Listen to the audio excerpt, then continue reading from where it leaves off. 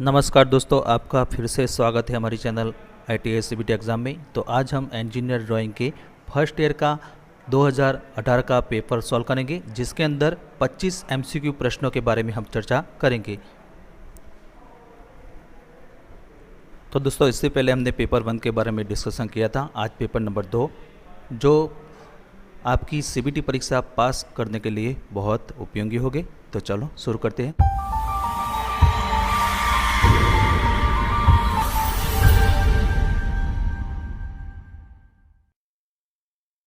तो पहला प्रश्न, with the help of a ruler and compass it is not possible to construct an angle of, यानी कि ruler और कंपास की सहायता से का कोण बनाना संभव नहीं है। तो दोस्तों, यहाँ ऑप्शन दिए है 37.5 डिग्री, बी 40 डिग्री, सी 22.5 डिग्री और डी 67.5 डिग्री। तो उसका सही जवाब है ऑप्शन नंबर बी 40 डिग्री। इसके बाद अगला सवाल, which of the following compass is use to draw very large circle, यानी कि निम्नलिखित में से किस कंपास का प्रयोग बहुत बड़े वृत्त यानी कि सर्कल बनाने के लिए किया जाता है। तो option A beam, B large, C bow और डी ड्रॉप। तो उसका सही जवाब है ऑप्शन नंबर ए बीम। तो दोस्तों, बीम जो कंपास आता है वो इस तरह का आता है, जो बड़े सर्कल यानी कि बड़े वृत्त बनाने के लिए ये कंपास का उपयोग किया जाता है। इसके बाद अगला सवाल, lettering on A drawing sheet should have, यानी कि ड्राइंग शीट पर लेटरिंग में होना चाहिए। तो यहाँ रिक्त की पूर्ता करनी है। तो ऑप्शन ए, एक वाक्य में बड़े अक्षर में केवल पहला अक्षर, दो सभी अक्षर छोटे अक्षरों में यानी कि all alphabet in small letters, C वाक्य में केवल संक्षिप्ताक्षर ही बड़े अक्षर होते हैं और डी सभी अक्षर बड़े अक्षरों में यानी कि all alphabet in capital letter. तो उसका सही जवाब है ऑप्शन नंबर डी सभी अक्षरों बड़े अक्षरों में यानी कि all alphabet in capital letters. इसके बाद अगला सवाल, during operation the two arm of the drafter remain 8, यानी कि ऑपरेशन के दौरान ड्राफ्टर की दोनों भुजाएं यानी कि आर्म पर होती है। तो यह रिक्त की पूर्ता करनी है। ऑप्शन ए 45, बी 90, सी 180 और डी 270। तो उसका सही जवाब है ऑप्शन नंबर बी 90 डिग्री। तो यहाँ हमने ड्राफ्टर की फिगर भी ली है, जो दो आर्म जो होते हैं और 90 डिग्री होते हैं। इसके बाद अगला सवाल, which of the following compass is use to draw small size circle, यानी कि निम्नलिखित में से किस कंपास का प्रयोग छोटे साइज के वृत्त यानी कि सर्कल बनाने के लिए किया जाता है। तो option A beam, B large, C bow और डी ड्रॉप। तो उसका सही जवाब है ऑप्शन नंबर डी ड्रॉप। तो छोटे जो सर्कल होते हैं यानी कि वृत्त, उसको बनाने के लिए ड्रॉप कंपास का उपयोग किया जाता है। इसकी फिगर भी हमने यहाँ ली है। इसके बाद अगला सवाल, which of the following pencil lead is hardest, यानी कि निम्नलिखित में से कौन सा पेंसिल लीड सबसे कठोर यानी कि हार्ड है। तो option A HB, B H, C B और डी F। तो उसका सही जवाब है ऑप्शन नंबर बी H। तो यहाँ हमने पेंसिल की जो अलग अलग जो ग्रेड होती है, तो यहाँ हमने फिगर भी ली है। 9H सबसे हार्ड ग्रेड है और जो 9B होता है वो सबसे सॉफ्ट पेंसिल का ग्रेड है। इसके बाद अगला सवाल, तो दोस्तों इस वीडियो में जो भी प्रश्न ब्लू कलर से हाईलाइट किया है वो प्रश्न हम पेपर 1 में जो डिस्कशन किए थे, इसके अंदर जो प्रश्न था यहाँ फिर से रिपीट होता है। तो ये प्रश्न यहाँ रिपीट होता है। To draw smooth curve of any nature drafting instrument use is, यानी कि किसी भी प्रकृति के स्मूथ वक्रों को खींचने के लिए ड्राफ्टिंग यंत्र का उपयोग किया जाता है। तो option A mini drafter, B French वक्र, सी टेम्पलेट और डी रबर सील यानी कि इरेजर सील। तो उसका सही जवाब है ऑप्शन नंबर बी फेंच वक्र यानी कि फेंच कर्व। तो इसकी फिगर भी हमने यहाँ ली है। जो सेस्क्वायर का जो सेट है, इसमें राइट साइड का जो सेस्क्वायर है, इसमें 2 फेंच कर्व दिया है जो स्मूथ वक्रों को खींचने के लिए उपयोग किया जाता है। इसके बाद अगला सवाल, parallel line can be drawn with the help of, यानी कि की मदद से समांतर रेखाएं खींची जा सकती है। तो यहाँ रिक्त की पूर्ता करनी है। Option A mini drafter, B T square, C set square की जोड़ी और डी ये सभी यानी कि ऑल ऑफ दिस। तो उसका सही जवाब है ऑप्शन नंबर डी ये सभी यानी कि ऑल ऑफ दिस। तो यहाँ हमने टी स्क्वायर और सेट स्क्वायर की भी फिगर ली है। इसके बाद अगला सवाल, to a draw perpendicular from a given point P on line XY, name the point where the needle of compass should be placed first, यानी कि किसी दिए गए बिंदु P से रेखा XY लंबवत ड्रॉ करने के लिए उस बिंदु का नाम दें जहां पर कंपास की सुई को पहले रखा जाना चाहिए। तो ऑप्शन ए बिंदु P पर, B XY के साथ कोई सुविधाजनक बिंदु, C बिंदु X या Y पर और D PX और PY के मध्य बिंदु के निकट एक बिंदु पर। तो उसका सही जवाब है ऑप्शन नंबर ए बिंदु P पर, यानी कि एट पॉइंट P। इसके बाद अगला सवाल, a drawing instrument set usually contain all of the following except, यानी कि एक ड्राइंग इंस्ट्रूमेंट सेट में आमतौर पर निम्नलिखित को छोड़कर सभी शामिल होते हैं। तो ऑप्शन ए धनुष कंपास यानी कि बो कंपास, बी स्केल, सी डिवाइडर और डी अतिरिक्त लीड यानी कि एक्स्ट्रा लीड। तो उसका सही जवाब है ऑप्शन नंबर बी स्केल। तो दोस्तों स्केल जो होता है वो जो ड्राइंग इंस्ट्रूमेंट का जो सेट आता है इसमें स्केल नहीं होता है। इसके बाद अगला सवाल, इन engineering system of paper size width of the following is A2 size, यानी कि पेपर के साइज की इंजीनियरिंग प्रणाली में निम्नलिखित में से कौन A2 साइज का है। दोस्तों यहाँ ऑप्शन दिए हैं 841 बाय 1189, बी 594 बाय 841, सी 420 बाय 594 और डी 210 बाय 297। तो इसका सही जवाब है ऑप्शन नंबर सी 420 बाय 594। तो दोस्तों यहाँ हमने एक टेबल भी लिया है कि अलग अलग जो साइज़ की जो सीट होती है तो उसकी सीट का जो साइज होता है वो भी यहाँ दर्शाया हुआ है। तो आप देख सकते हैं कि A2 साइज की जो सीट है तो उसका साइज 420 बाय 594, यानी कि 420 उसकी विड्थ और लंबाई जो होती है 594 होती है। इसके बाद अगला सवाल, a title block contain all of the following information except, यानी कि टाइटल ब्लॉक में निम्नलिखित को छोड़कर सभी जानकारी शामिल है। तो ऑप्शन ए कंपनी का नाम और पता, बी पार्ट लिस्ट, सी ड्राइंग शीट की साइज और शीट पत्र पदनाम और डी ड्राइंग नंबर। तो उसका सही जवाब है option number B part list. तो दोस्तों यहाँ हमने शीट भी ली है एक एग्जाम्पल के रूप में। तो यहाँ आप देख सकते हो कि टाइटल ब्लॉक होता है, इसमें जो पार्ट लिस्ट होता है जो यहाँ येलो कलर से जो दर्शाया है वो पार्ट लिस्ट होता है, तो वो यहाँ टाइटल ब्लॉक में नहीं होता है।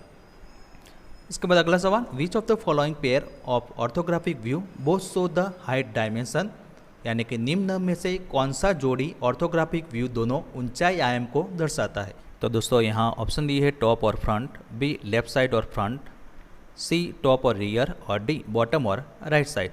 तो इसका सही जवाब है option number be left side और फ्रंट।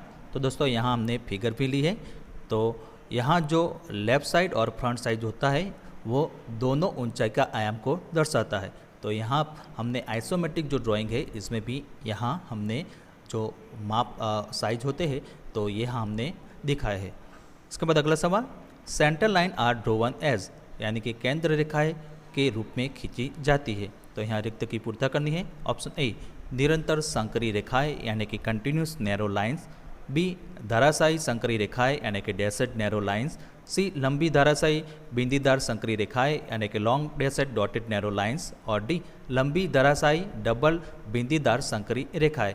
तो उसका सही जवाब है ऑप्शन नंबर सी लंबी धाराशायी बिंदीदार संकरी रेखाएं यानी कि long dashed dotted narrow lines. तो यहाँ हमने एग्जाम्पल भी दिया है, जो सिलेंडर है तो उसके अंदर जो सेंटर होता है तो ये long dashed dotted narrow line से खींची जाती है। इसके बाद अगला सवाल, projection of an object by 3 view is known as, यानी कि किसी वस्तु का 3 व्यू यानी कि दृश्यों से प्रक्षेपण के रूप में जाना जाता है।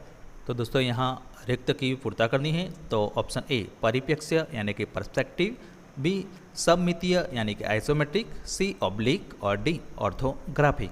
तो उसका सही जवाब है ऑप्शन नंबर डी ऑर्थोग्राफिक।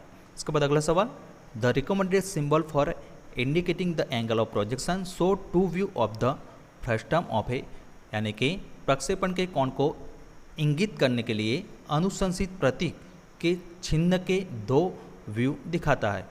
तो option A square pyramid, B त्रिकोणीय पिरामिड, सी शंकु यानी कि कौन और डी इनमें से कोई भी।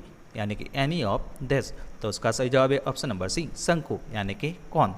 तो दोस्तों जो प्रक्षेपण को कोण को इंगित करने के लिए जो फ्रस्टम कोण यानी कि टूटा हुआ जो सिर से टूटा हुआ जो शंकु होता है उसका प्रयोग सिंबल दर्शाने के लिए होता है। तो यहाँ आप देख सकते हो कि फर्स्ट एंगल प्रोजेक्शन और थर्ड एंगल प्रोजेक्शन में जो सिंबल होता है तो इस तरह का फ्रंट व्यू और साइड व्यू होता है।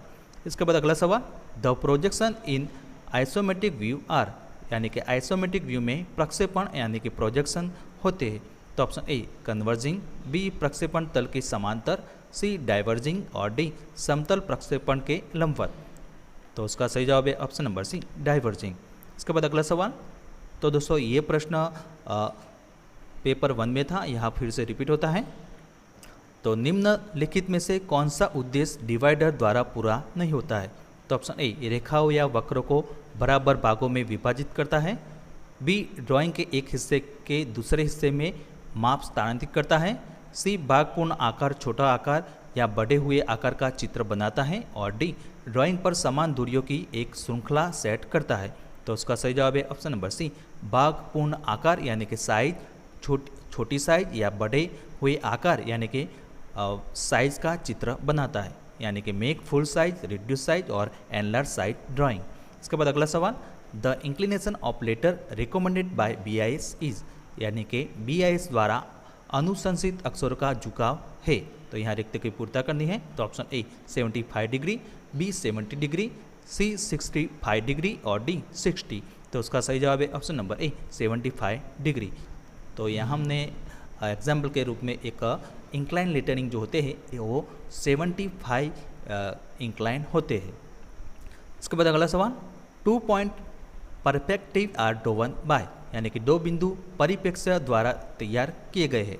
तो option A single vanishing point method, B double vanishing point method, C triple vanishing point method और डी ये सभी, यानी कि ऑल ऑफ दिस। तो उसका सही जवाब है option number B, double vanishing point method. इसके बाद अगला सवाल, a line segment that line within a circle and does not pass through the centre of the circle is called, यानी कि एक रेखा खंड जो एक वृत्त के भीतर स्थित होता है और वृत्त के केंद्र से नहीं गुजरता है उसे कहा जाता है। तो यह रिक्ति की पूर्ता करनी है। ऑप्शन ए स्पर्शक यानी कि टेंजेंट, बी सेकेंड, सी कॉर्ड और डी व्यास यानी कि डायमीटर। तो उसका सही जवाब है ऑप्शन नंबर सी कॉर्ड। इसके बाद अगला सवाल, method of arrangement of dimension include, यानी कि आयामों की व्यवस्था की विधि में शामिल है। तो यह रिक्त की पूर्ता करनी है। तो ऑप्शन ए समांतर सतत और संयुक्त, बी लंबवत समांतर और संयुक्त, सी लंबवत सतत और संयुक्त और डी लंबवत समांतर और सतत। तो उसका सही जवाब है ऑप्शन नंबर ए समांतर सतत और संयुक्त, यानी कि पैरेलल, कंटिन्यूस एंड कंबाइंड। तो यहाँ में पैरेलल डायमेंशन भी दिखाया है। इसके बाद यहाँ कंबाइंड डायमेंशन भी हमने दिखाया है। इसके बाद अगला सवाल, select correct isometric view corresponding to orthographic view so one, यानी कि दिखाए गए ऑर्थोग्राफिक व्यू यानी कि दृश्य के अनुरूप सही आइसोमेट्रिक व्यू चुने। दोस्तों यहाँ ऑर्थोग्राफिक व्यू दिया है और हमें जो सही जो आइसोमेट्रिक व्यू है हमें चुनना है। तो ऑप्शन ए केवल ए, बी केवल डी, सी और डी दोनों और डी केवल सी। तो उसका सही जवाब है ऑप्शन नंबर सी और डी दोनों। तो दोस्तों आप देख सकते हैं कि वो यहाँ जो सी और डी जो आइसोमेट्रिक व्यू दिए हैं तो वो जो यहाँ हमें फ्रंट व्यू और जो टॉप व्यू दिए है उसका व्यू ऑर्थोग्राफिक व्यू है। इसके बाद अगला सवाल, the thickness of line of a letter within 40 mm height in B type lettering is, यानी कि बी टाइप लेटरिंग में 40 mm ऊंचाई वाले अक्षर की लाइन की मोटाई यानी कि थिकनेस है।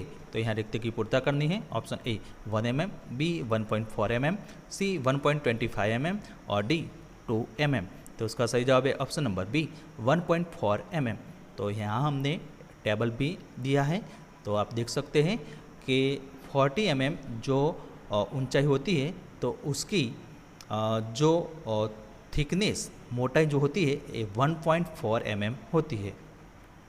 इसके बाद अगला सवाल, क्लिनोग्राफ इज यूज टू ड्रॉ, यानी कि क्लिनोग्राफ का उपयोग बनाने के लिए किया जाता है। तो यह रिक्त की पूर्ता करनी है। तो ऑप्शन ए घुमावदार रेखाएं यानी कि कर्व्ड लाइन, बी समांतर रेखाएं यानी कि पैरेलल लाइंस, सी आर्क और डी वृत्त यानी कि सर्कल। तो उसका सही जवाब है ऑप्शन नंबर बी समांतर रेखाएं यानी कि पैरेलल लाइंस। तो यहाँ हमने क्लिनोग्राफ का फिगर भी ली है जिसका उपयोग समांतर रेखाएं यानी कि पैरेलल लाइन को खींचने के लिए उपयोग किया जाता है। तो दोस्तों नेक्स्ट वीडियो के अंदर हम पेपर नंबर 3 के बारे में चर्चा करेंगे।